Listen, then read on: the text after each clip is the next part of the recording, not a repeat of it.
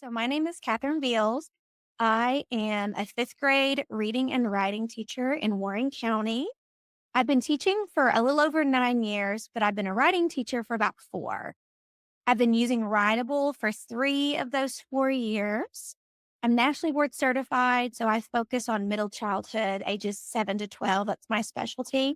I'm a generalist. I used to teach everything, and now I just hone in on reading and writing. So, it's really been an adventure. But as far as the writing scrimmage and what that is in fifth grade, and I know there's several other grade levels in different states, there's always state testing that is an essay or a writing component. And students are being asked to write these 5 paragraph essays or longer in one sitting.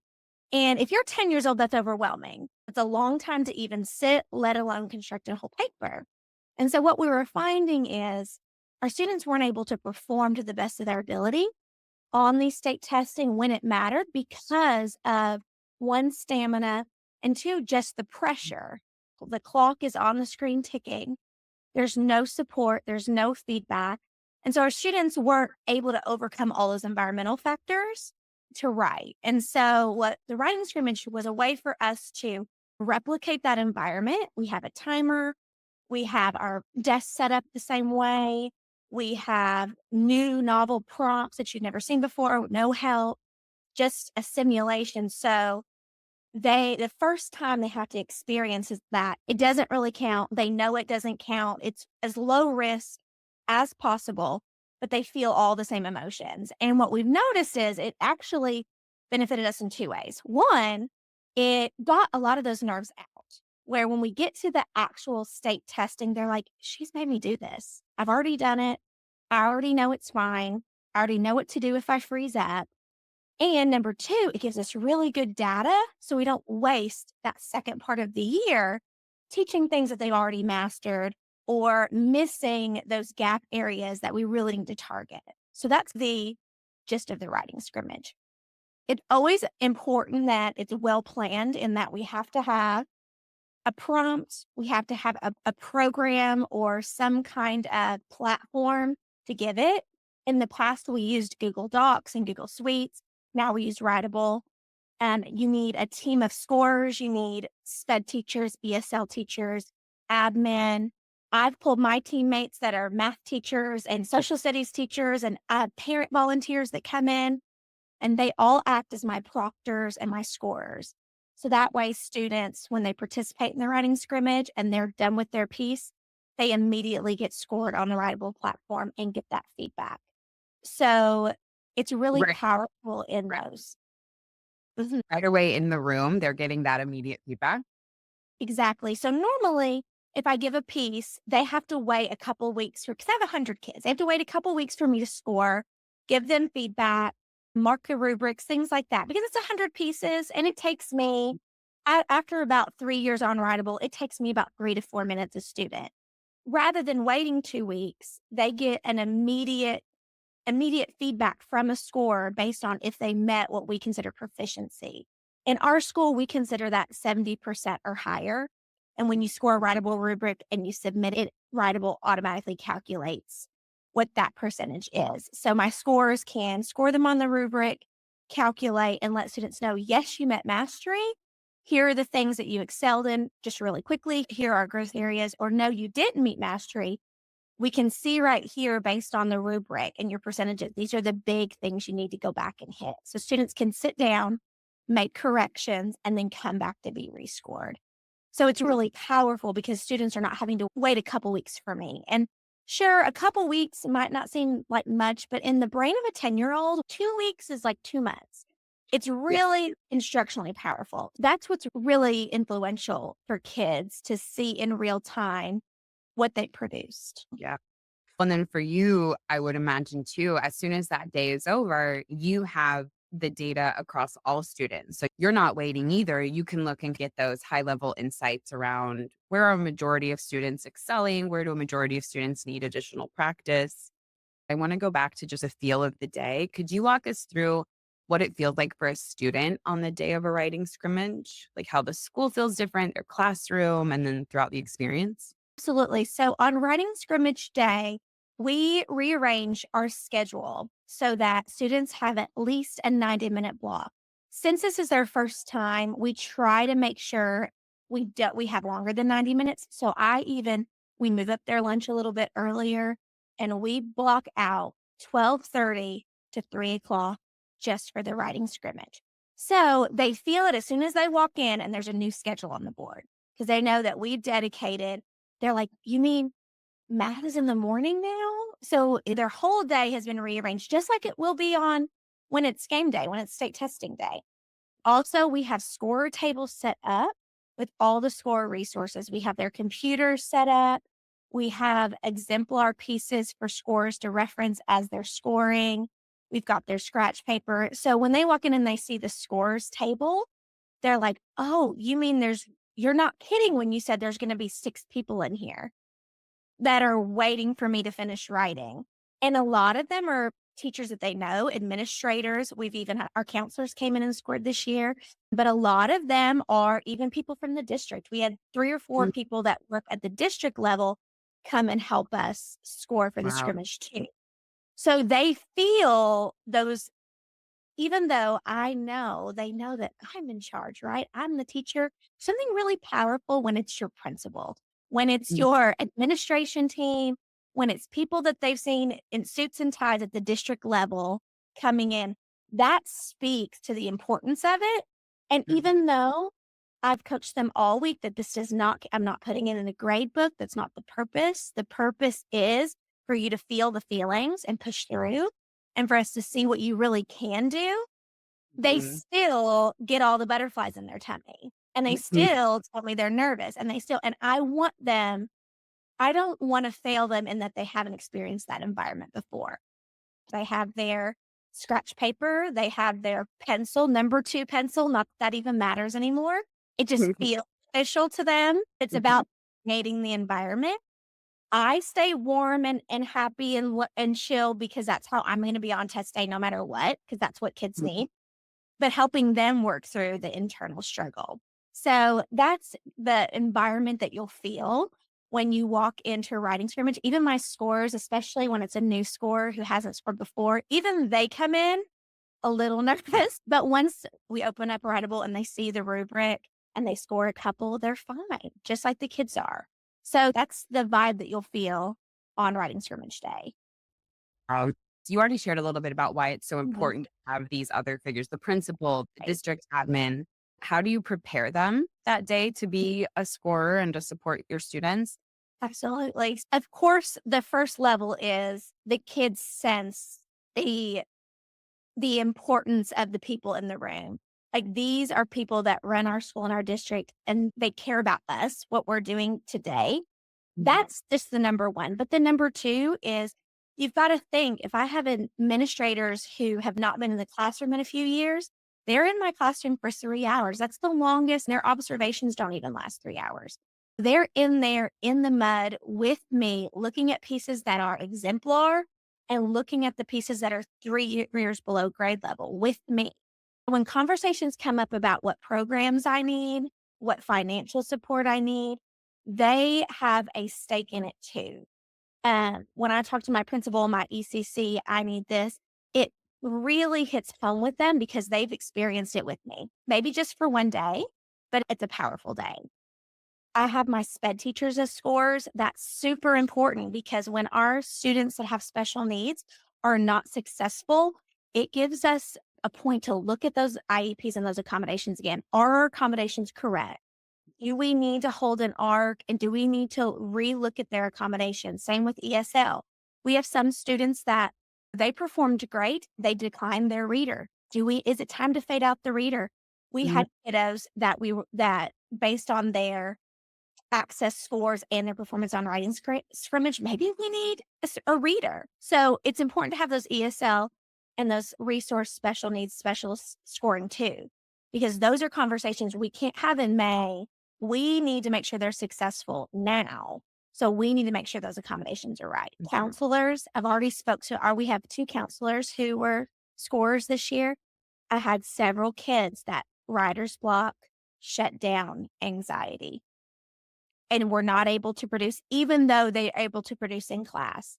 That's Mhm. important to know because when we have some anxiety pieces, now the counselors have seen it and we can say, what can we do to help these kiddos starting today work through anxiety? Because it doesn't just show up on writing scrimmage, it shows up on other tests as well. But they've seen it now. They saw the student put their head down and cry during that writing scrimmage, even though we supported them. It's so important that all these stakeholders see the individual situations and needs these kids have. It's not me just talking to something that isn't real. They've seen it, they've experienced it. So that's just an example of why it's so important to have scores from everywhere in the school because these kids are all of our kids. They're not just my kids. And to meet their needs, I need admin, I need counselors, I need special education trained teachers, I need ESL teachers. I need the district level to support it too, right? Because they have pacing guides that they create that dictate what I teach and they choose curriculum and I need them to understand. So it's really, I even had two people from the tech department that Mhm. work for the district tech department. They came in helping make sure that we had functioning writable accounts for everyone that was even a non-teacher, right? Yeah. So they could score. So a little piece of everyone is needed in order for the whole school and district to realize these are our kids, these aren't just my kids. So that's kind of a taste of why I don't need 15 writing teachers. I need 15 humans who love kids. That's what I need. Mhm. Yeah. Oh, so then you are using Writable to facilitate the writing and the feedback here. You can trust and know when you're looking at the data across all of your students that there's some commonality in their scoring. Absolutely. Writable has their own rubrics built in and their own rubric items where you can create your own drag and drop. You can use Writable's hook. You can use Writable's main idea thesis statement. I created my own on Writable. And so I've got my rubric's really long. It's got 20 something things, but they're so black and white. It's does the student have a hook? No. Yes, but it's basic. Yes, and it's interesting and hooks the reader. And so, really, any adult with any K through 12 education that they could make that call, right?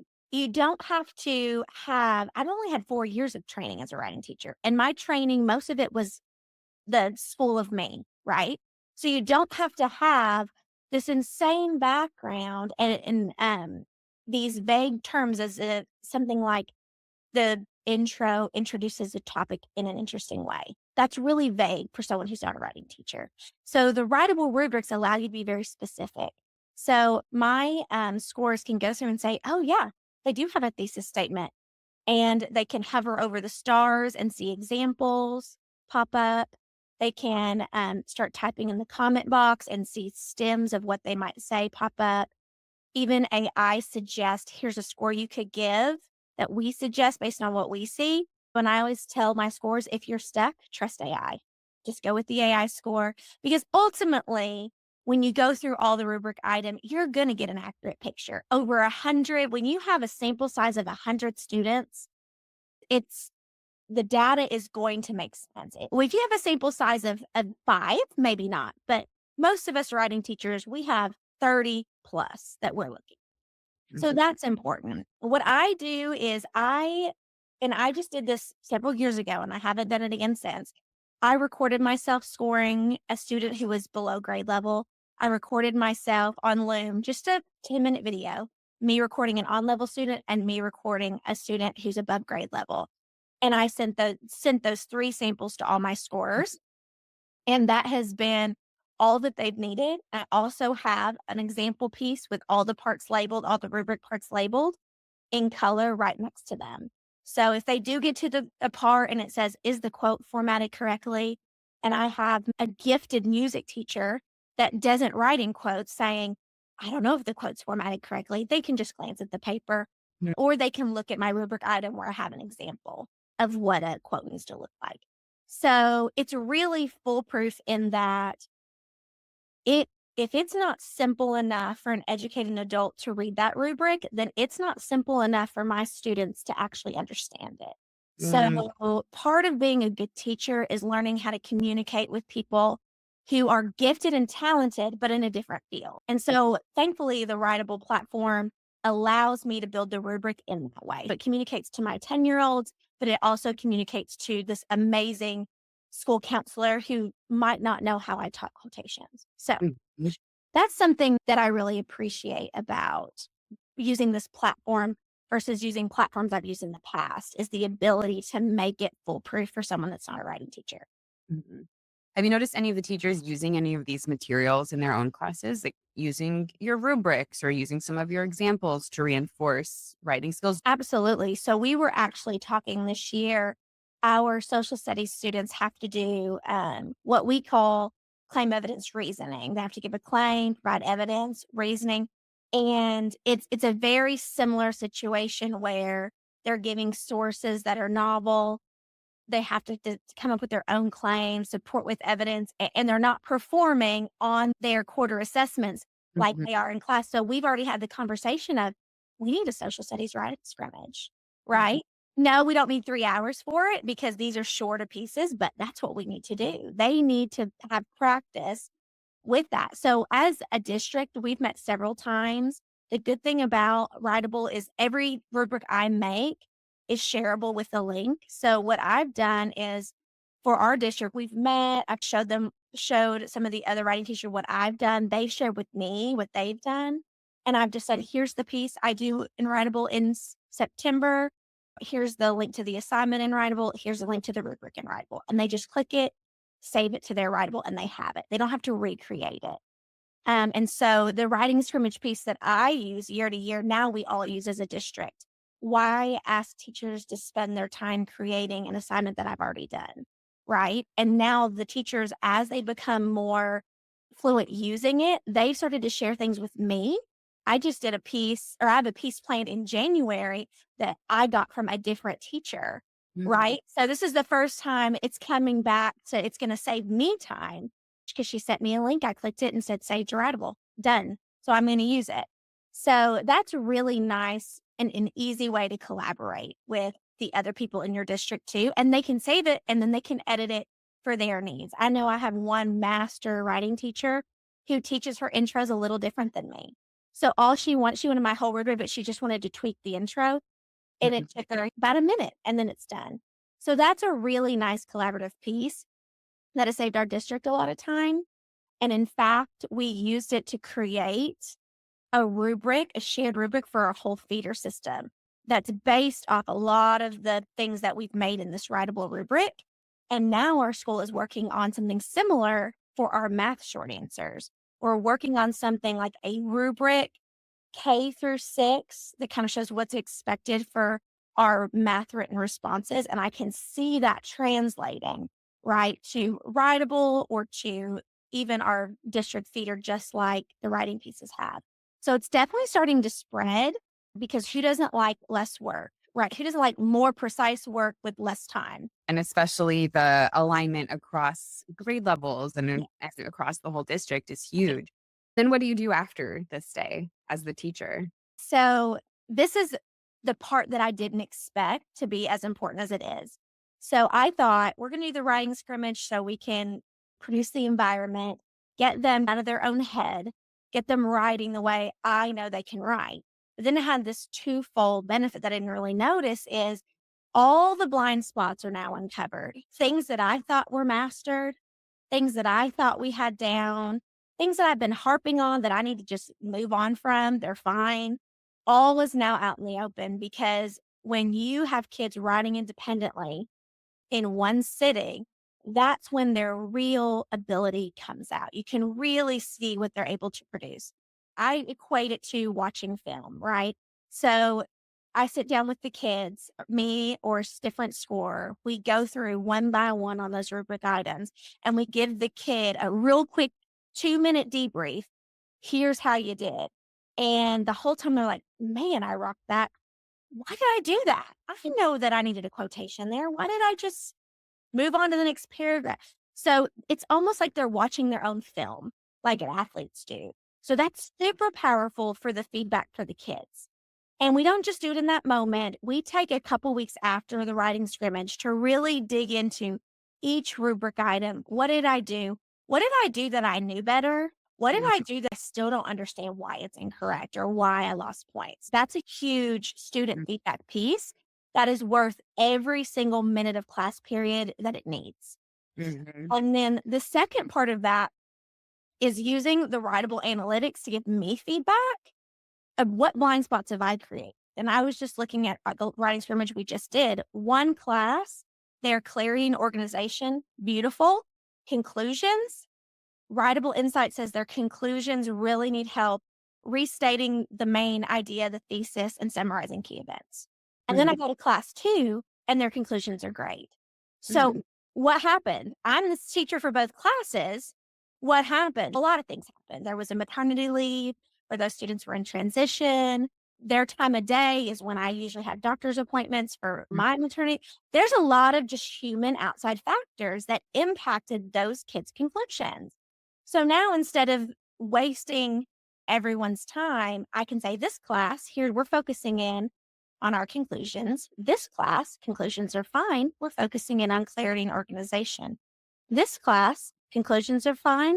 Clarity and organization's fine. This is grammar and syntax. So I, the second part of the writing scrimmage is the feedback that I get.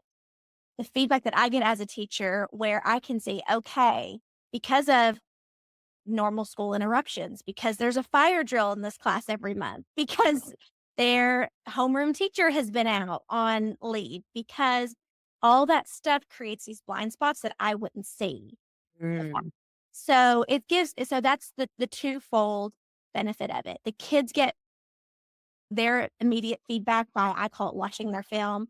And then mhm. I get the analytic feedback. Where's my human factor coming in as a teacher, as a coach that I didn't see before? So that's really where the writing scrimmage is powerful after. And that's honestly going to be our next 2 to 3 months.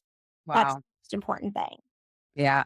It's amazing even hearing how you describe approaching the day, the awareness that you bring to all aspects of a child's experience when they are sitting down, and not that sitting down in that test room to write that essay is the epitome of their writing education, but it is this moment in time that a lot is based on. How they perform on those tests determines a lot for what happens after that test. And you're aware that not only is there skill practice and content curriculum that goes into preparing them, but also the energy of the day, the feeling in the room. It's important to know that kids are so much more than a test. And while this writing scrimmage is just our practice to get to that big day, that state test, to them in their 10-year-old world, that is a big deal. And it's going to translate to when they're in 12th grade and they're writing the college essay,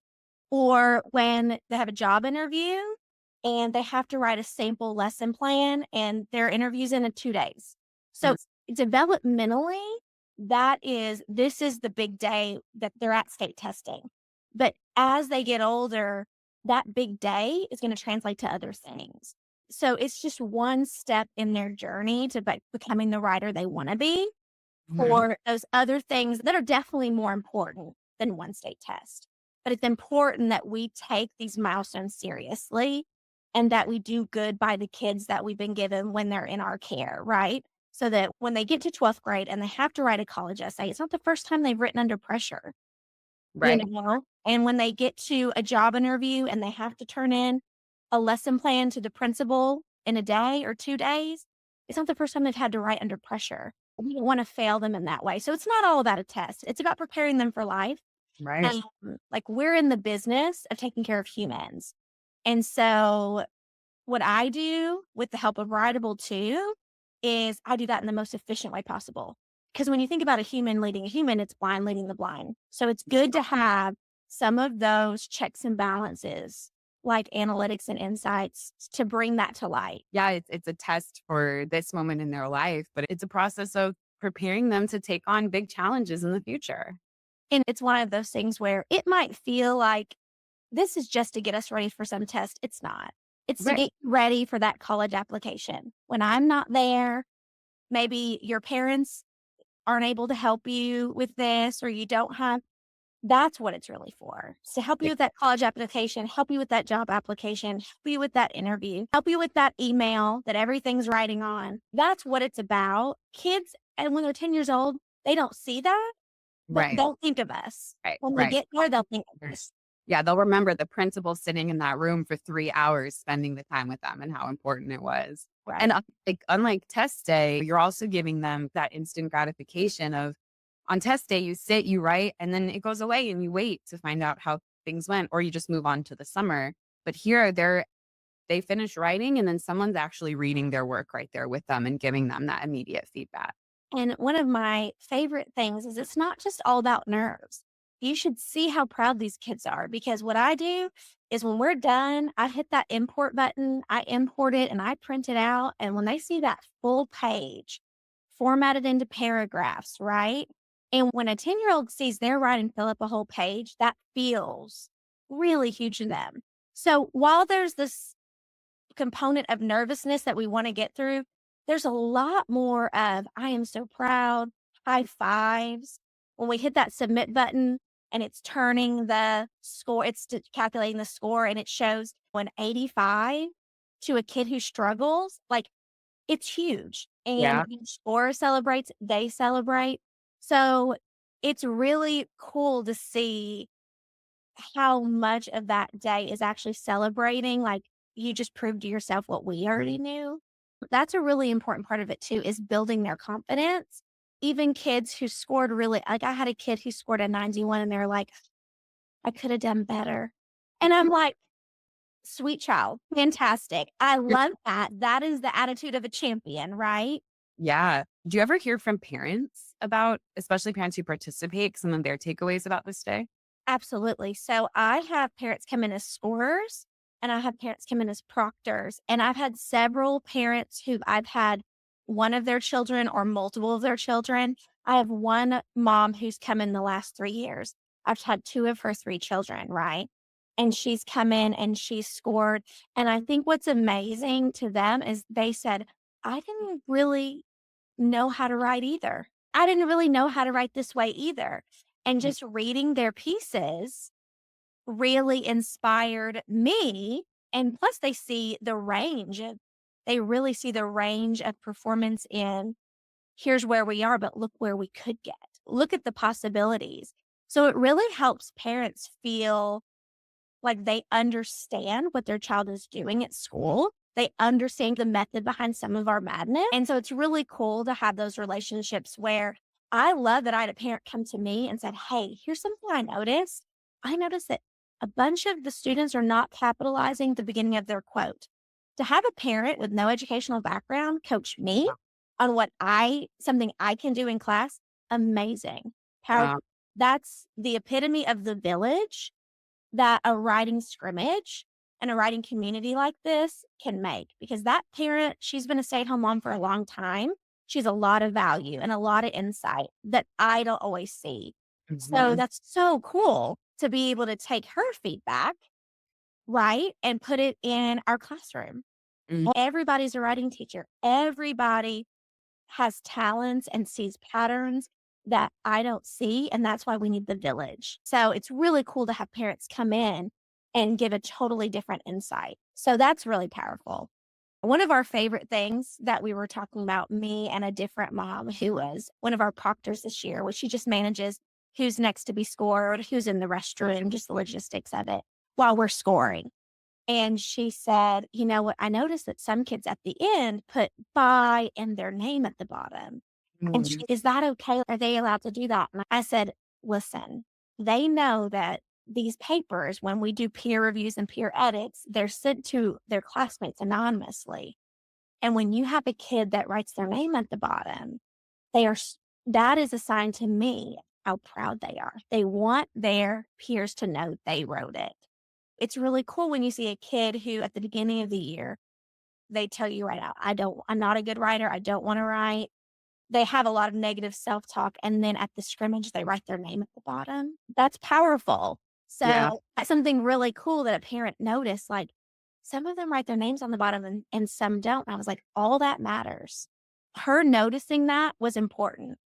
Mhm. So that's always a cool feeling when you see a kid start to develop some pride. Yeah, you're unearthing all of these, like the underlying importance of writing is Mm, really being unearthed through this writing scrimmage that, like you said, on the surface, it's preparing for this test. Yeah, that's an immediate outcome, but it's creating community buy-in around the writing process. It's talking about the importance of the process of learning and the process of writing.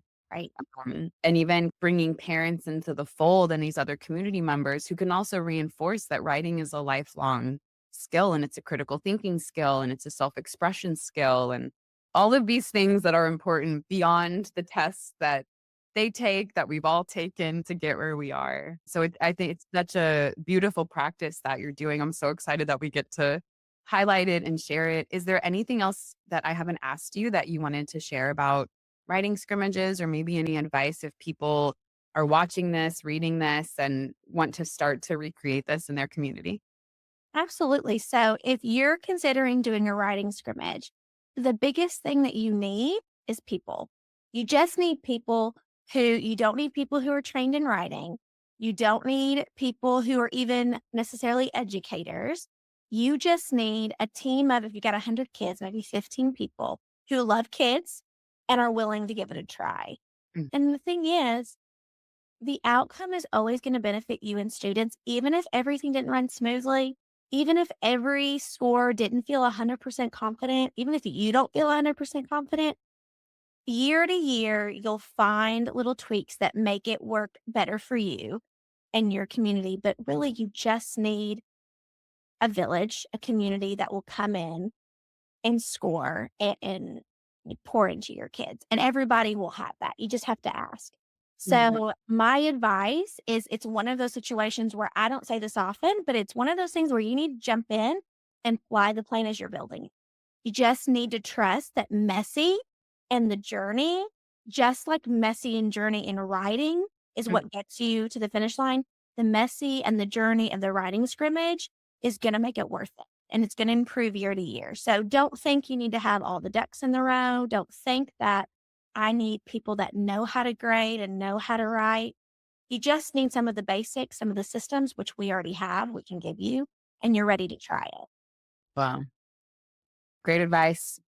The writing process is messy, the learning process is messy, and getting the people involved, you're creating that village, and the village will sift through the mess. Like the village will to manage the mess. And sometimes I think that can be forgotten because things can feel overwhelming when you're trying to launch something new at your school. Don't be afraid of the mess.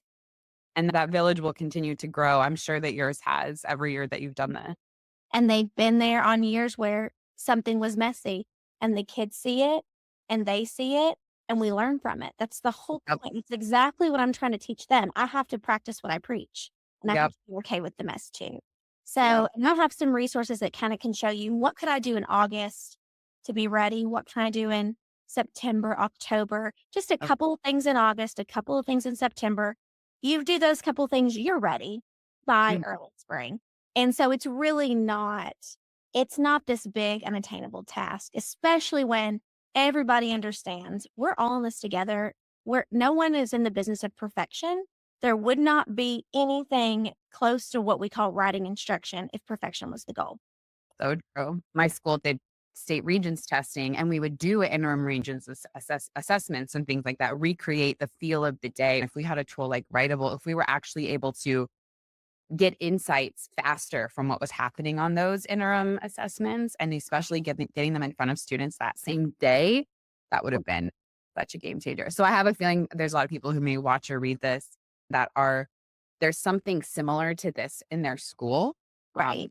But I think this is just going to be so inspiring and helpful for them to get more people involved or to get to the insights faster or think about it in a way they haven't before. I think that the big thing with writing scrimmage is it sounds huge, but it's not.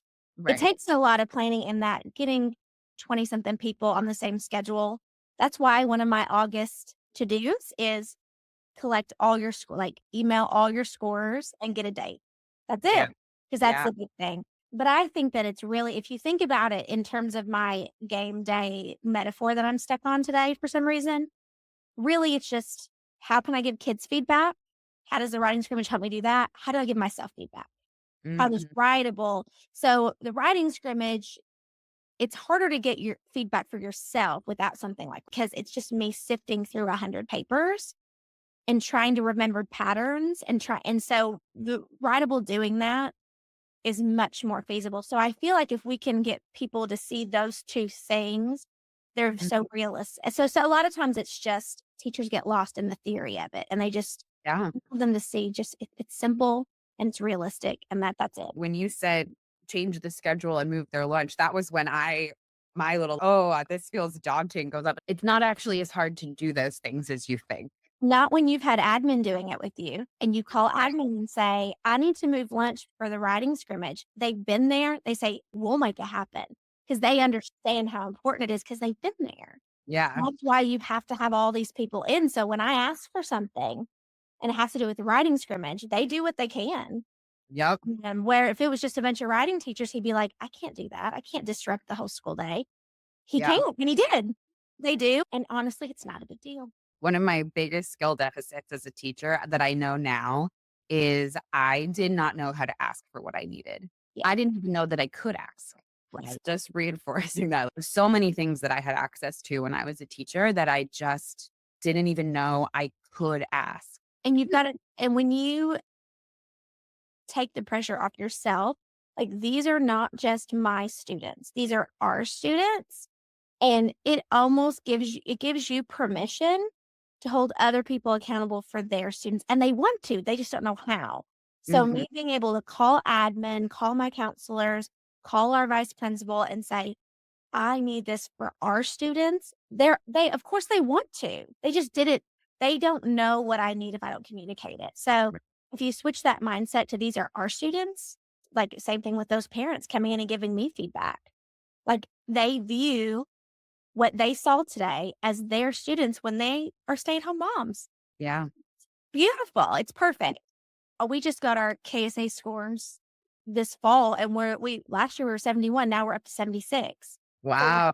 and it was higher than our reading scores, higher than our math highest scores in our school were our writing scores. Wow. So, this is the first time because I remember at the beginning, I was so annoyed that we were hitting the 70s for reading and math, and our writing was in the 20s. That really frustrated me because I said, "These students are obviously capable. It's an instruction issue." And then now our writing is surpassing what they're scoring in reading and math. And that shows you right there. It's an instruction and it's a feedback that they're very capable. So Yep. Yeah. I think what's really cool about Writable is it really allows me to track progress over time much more efficiently. Where I Mhm. pick one student and say, here's where they were in the fall. Here's the Mhm. work we did. Here's where they were in October. Here's the work we did. Here's where they were in December.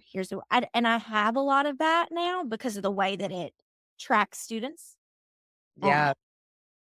The partnership between the data insights from AI and the human insights from the teacher of here's what I'm able to see in the data of the student who's an English language learner.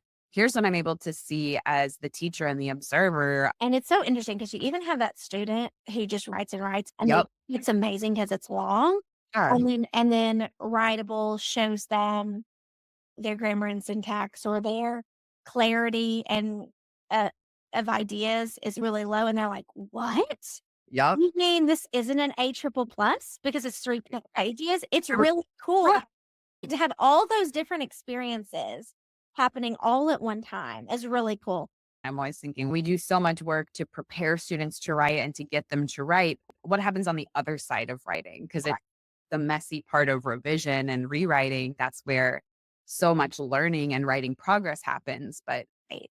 that's where people are like, but what does that look like in a class of 30 people? You just Right. have to be willing to take that time's more important. It's more important to write less pieces and spend more time giving feedback than to just produce more and more of the same. One thing that I do that just came to my mind for grouping. So let's say I have some students who are flagged for their voice, like their voice is low.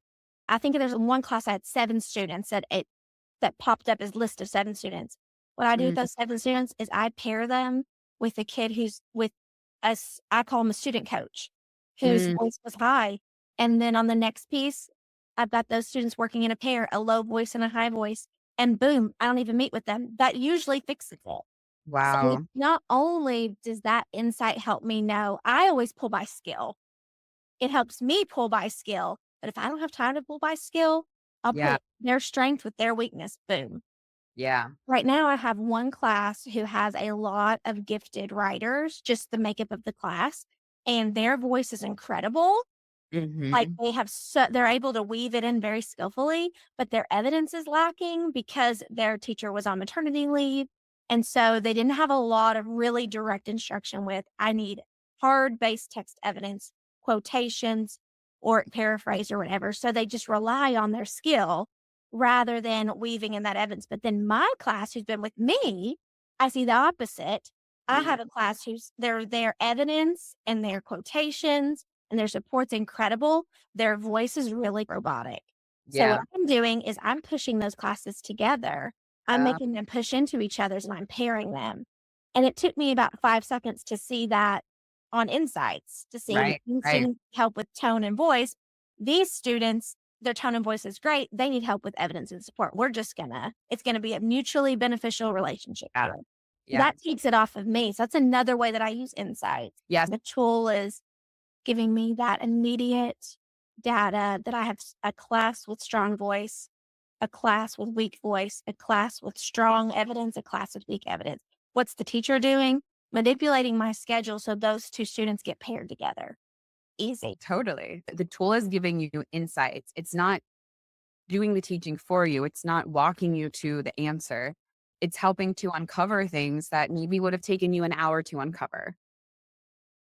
Doing that in 5 minutes because all those conclusions that I just said to you, I discovered in the 30 minutes before this phone call because I haven't looked at it yet. We just did it.